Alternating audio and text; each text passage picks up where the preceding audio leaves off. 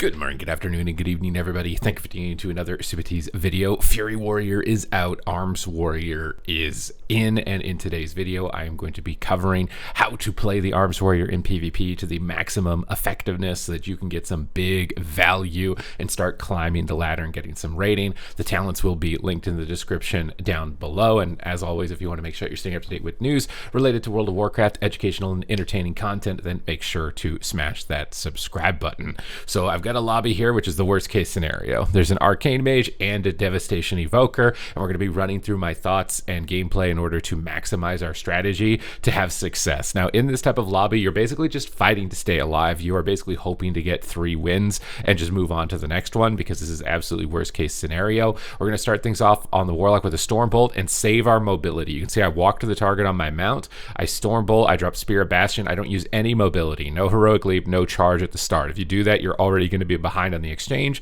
This then forces the warlock to gate, and now we can trade one mobility for another. We fear the priest on our way to the warlock. You want to be maximizing your time, your uptime, so I could get crowd control there while getting back onto the warlock to keep pressure going. We're going to use Die by the Sword to stay on target and to trade for Arcane Surge. Now, the enemy caster that you're not attacking is the caster you need to be concerned with, so we want to be monitoring their cooldowns. They used Arcane Surge, we're going to use Die by the Sword. So just monitor what the mage is doing. Are they getting polymorphs on your healer? That's when you need to be worried. If they're not, there's no Arcane Surge, then just keep hammers down. We want to be using our Heroic Leap on Demonic Circle when chasing a Warlock, because we can't charge around the corner, and this will enable us to reconnect. And obviously we want to be stunning the warlock basically anytime they are off DR to hold them in place long enough for us to get a little bit of uptime to start developing pressure. We're going to use Piercing Howl here on the priest. I see the priest moving in to try and fear my paladin, so we're going to use Piercing Howl to prevent them from moving in. Piercing Howl is a good ability to use as well whenever casters are getting out of range to snare them so you can get back to them. We're using our Stormbolt here on the mage to slow down some damage because the warlock is still on stun DR, and it's a range stun, so I can disrupt some of the pressure, and we can keep training down the warlock, keep maintaining our uptime as much as possible. But an ice wall comes down, and this is where you gotta be careful. We're gonna use Rallying Cry to break Frost Nova, and we're gonna try and kill the wall while running around it. This is something I don't see a lot of players do enough of, which is attacking the wall. Just attack the wall, you can break it pretty easily while you're also getting around it at the same time. And here, the only thing I can attack is the priest. So guess what? He's in a Hammer of Justice. I'm gonna swap to the priest. I'm not gonna hold back, attack anything that's nearby. Don't just not attack anything. This is gonna put a lot of pressure on the priest, put them behind. They're gonna have to use cooldowns on themselves and not the warlock. They stack up a bit, so now I can blade storm 2 targets, and I'm pretty happy about that. Now I'm able to cleave 2 for 1 in this position. I'm able to maximize on it and really start to tear in onto this warlock. Still monitoring the mage. We're gonna use Piercing Howl. I want these guys to stay stacked, so Piercing Howl is gonna restrict their movement as far as spreading away from each other. But now we're caught in coil. Warlock's casting Haunt. We have a Stormbolt, so we're going to use it on the mage because they're not on stun DR.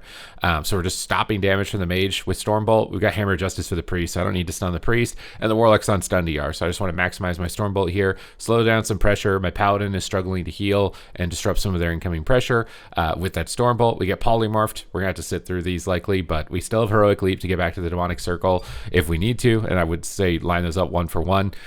We leap over, we get a Shockwave. This will allow us to connect for a little bit. Always want to be using those execute procs when you get them. Those execute procs are super juicy. They do a truck ton of damage, and if you don't use it and you got one while you already had one and you miss out on a proc, you're going to be really sad. So name of the game is make sure Mortal Strike is on cooldown. Name of the game is get rid of your execute procs as much as possible, and then just smash the crap out of Overpower to buff up your Mortal Strikes, and you're going to really start to tear in. So we're forced on any resolve. We've got this warlock really low. I'm kind of holding my Warbreaker right now, my Spear of Bastion, and it's kind of like my checkmate because he doesn't have any resolve. So I'm going to hold my cooldowns here, wait a little bit, wait for stun DR, and I actually end up heroic leaping out defensively on the Arcane Surge. So I just want to wait because I just got every cooldown from the warlock. As long as I can stay alive a little bit, stun the mage, slow down some damage, we can then really start to tear in. So we'll drop spear. I'm expecting him to use gateway, so I'm getting ready to use charge here because every warlock is going to use a soul burn gateway. So here comes the gateway.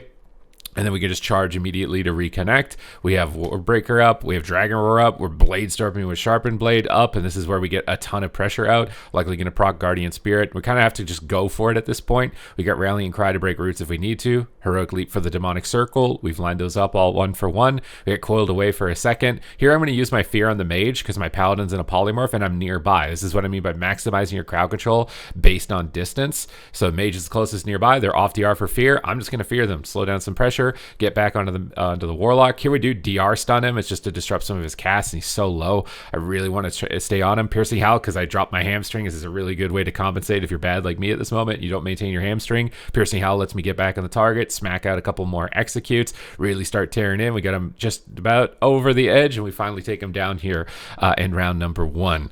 So we're fortunate that there's a warlock, but even sometimes warlocks can be difficult, especially if you're using one of your charges right at the beginning of the game. That's a really bad idea. But it can get better for you as you move forward. So we got the second round here. We got Devastation Evoker. I kind of want to get around where we're fighting the Arcane Mage and the Devastation Evoker, because that's like the really challenging one in order to win, because it's just so hard to hit either of those classes. So I'm kind of bouncing around. So right here we got the Arcane Mage and the Devastation Evoker. These are like two of the most notorious classes to just hate your life, basically, as a warrior. So I want to give a rundown of this matchup specifically, because this is going to be really where things become difficult. It is nice that we have a Warlock, though. The Warlock's going to provide a lot of sustain, and the main goal with this is to just hit whatever's nearby. Don't follow people around corners, into back alleys. Don't get into any vans that they're offering candy. The Arcane Mage's like, I got candy, come in the van. No. Don't chase people too deep against this type of comp. Now, with the Warlock, you can chase a Warlock, but with a Mage and a Dev Evoker, you're absolutely going to end up regretting it here. So, name of the game, again, is to try and stay on your mount as long as possible in any of these caster lobbies. And you kind of want to play a little bit more passive if you have a caster on your team, like a Warlock, because they can kind of get damage going even if you're not on the target. So you don't need to be worried as much. If you have a melee on your team, you do kind of got to gas pedal it.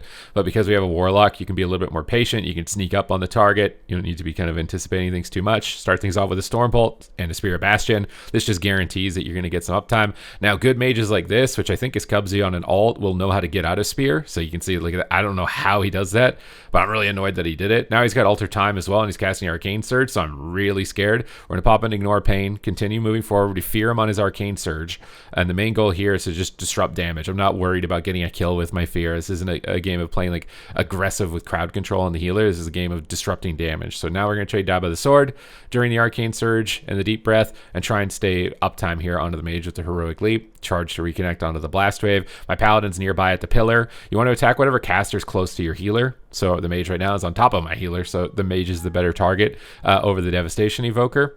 So we're going to charge forward on the Mage, keep forcing him back. He blinks on top of my Paladin again, so I got to stay on top of him, but we got to walk at him slowly. I'm just putting sweeping strikes up while I'm walking because there's nothing else to press, and we can use Piercing Howl whenever you get in a position like that. Now my Paladin's in a polymorph, so we need to use Ignore Pain, Victory Rush. We need to think about Storm Bolting to stop damage and to stop crowd control follow-ups on my healer. So honestly, stunning the Evoker here would have been the move instead of the Mage. It would have stopped the Sleepwalk. We rally to get out of the Nova, but at least with the stun of the Mage, they have no trinket, so we'll get a little bit of uptime as well. I Stormbolt into Shockwave, unlike before where I was trying to like break up my stuns. I think going stun into stun against this is really good for just trying to get uptime, because look at this. I tried to Warbreaker the Evoker though without a stun. Don't do that. Don't do that. Look at me. Don't be like me right now. Don't be like me. And okay, Priest is nearby. I'm just going to hit him. Anything that's close to my healer, that's what I'm going to attack. Let my caster DPS ramp up damage on whatever they can, and just attack whatever's nearby, and don't overextend and walk into snares just doing nothing, because that's like the biggest mistake you're going to make on an Arms Warrior, is just pushing in and doing 0 damage while you're walking at a target. Now, the Priest is an angel. We can't attack him, so we're going to get a little closer to the Mage, kick him on Arcane. Really good if you can kick Arcane, because then they can't shimmer away from you, and it's going to get you a little bit of extra uptime onto the target. So it's really good to just try and use Pummel on Arcane as much as possible. But then we switch back onto the Evoker. I don't want to chase the Mage too far away from the pillar, and away from my Paladin. And now the Priest is closer to my Paladin, so I'm just following this as a formula. Whatever is nearby to my Paladin with as limited mobility as possible is what I'm going to attack. So now we start really hammering after the Priest, because he's still the closest to my Paladin. Stormbolt, Blade Storm, so I can't be peeled here. Try and get a lot more pressure rolling. Forces Fade. We got our Colossus Smash coming up pretty soon, but we're also getting low here, so we might have to pull away defensively. And this is what I mean by you be really careful. If you push in there like this, it can be risky. So pull to the corner for a second, give my Paladin some room to breathe, charge Shockwave on the Sleepwalk.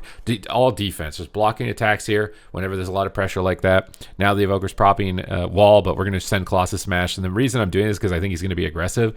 As soon as he gets CC on my healer, I can pop damage cooldowns into him because he wants to attack. And now he's in this position where it's like, oh no, I'm getting counter goad on my go. What do I do? And then he just falls over and he dies. So sometimes using your damage cooldowns right when the enemy team gets crowd control is actually the best time to do it, because they're not going to be trying to run away. They want to be trying to attack. And when they want to try to be attacking, they're going to be the most vulnerable. So for me, this has usually been the most effective means of getting crowd control in these types of situations. Now, I think what was the final round here?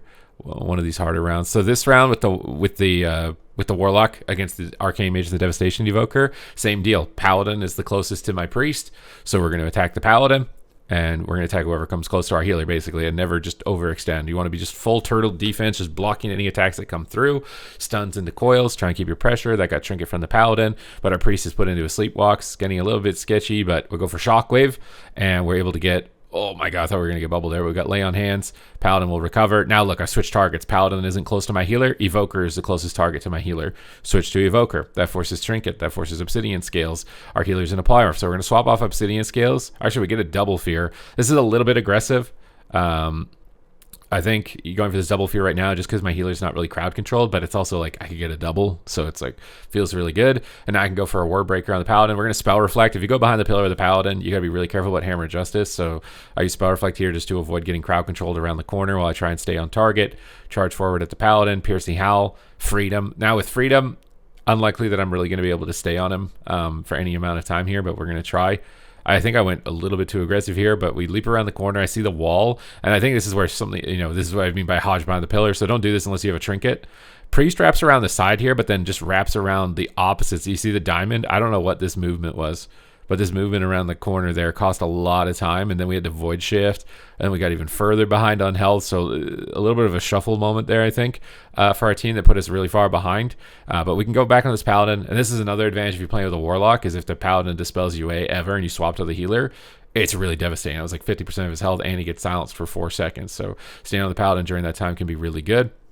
We're just blade storming to avoid crowd control. Likely going to have to think about using Dab of the Sword here pretty soon. I just want to stay on target, keep hammering through. That gets Divine Shield. So again, another step closer. We'll just charge and swap to the Evoker in the downtime, trying to disrupt some Disintegrates or some Sleepwalks. Those are the main spells you want to be interrupting when you're attacking a Devastation Evoker. Main issue with Evoker, though, is they'll play Hover Snare immunity, so you can't hamstring them, and you can't Piercing Howl them, so don't waste your time.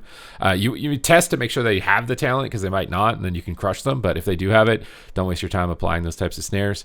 I get Nova'd a bunch here, which is super annoying. I've got my Spear and my Colossus Smash. The Paladin has no bubble, so I really want to get on this Paladin as soon as possible. That's the big combo. That's when you're most likely to win the game, but he's also got freedom, so we're going to have to stun him first and then try and nail this Spirit Bastion and make sure that he can't escape.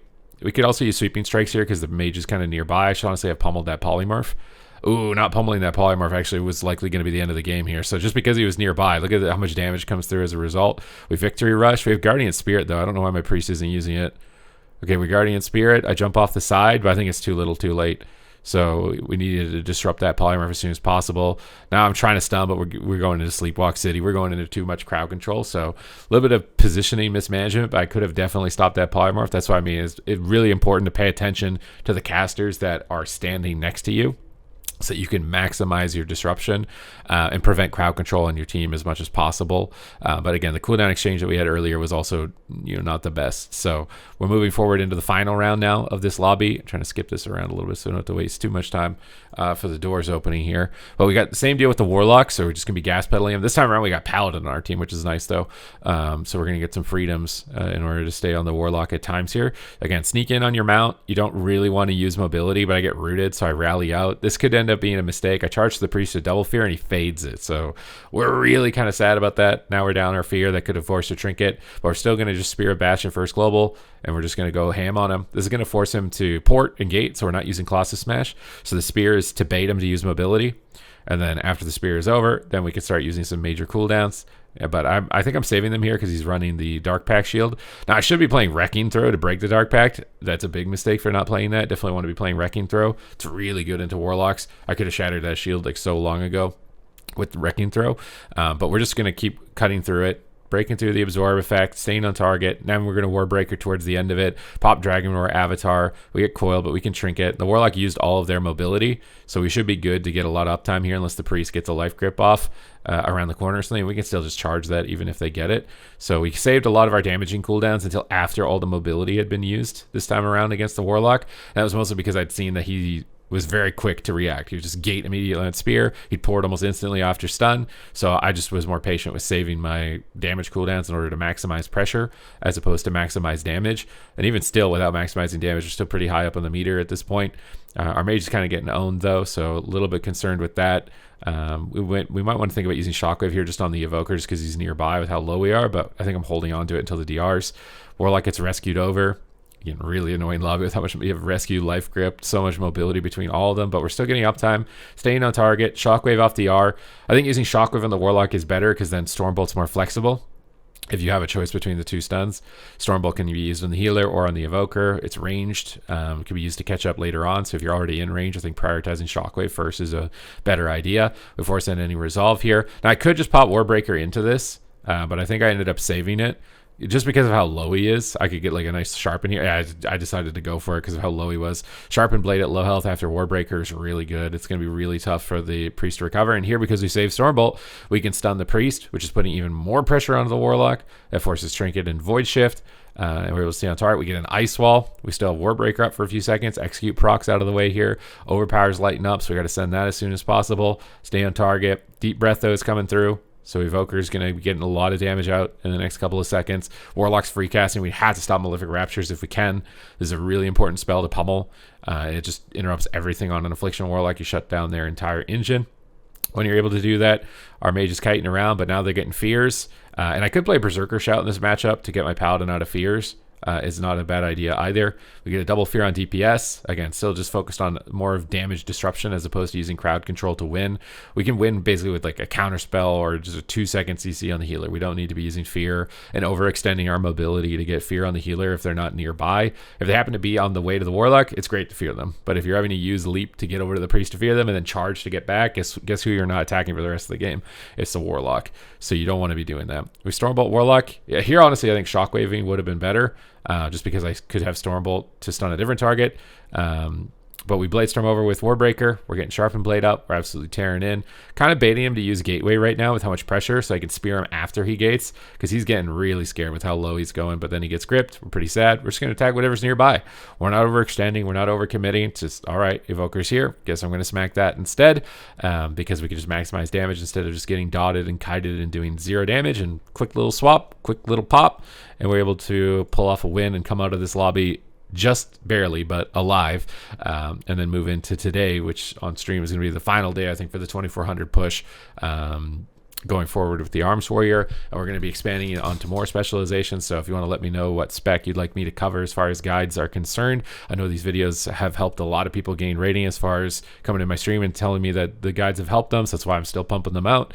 So thank you guys very much for the support as always, and I will see you in the next one.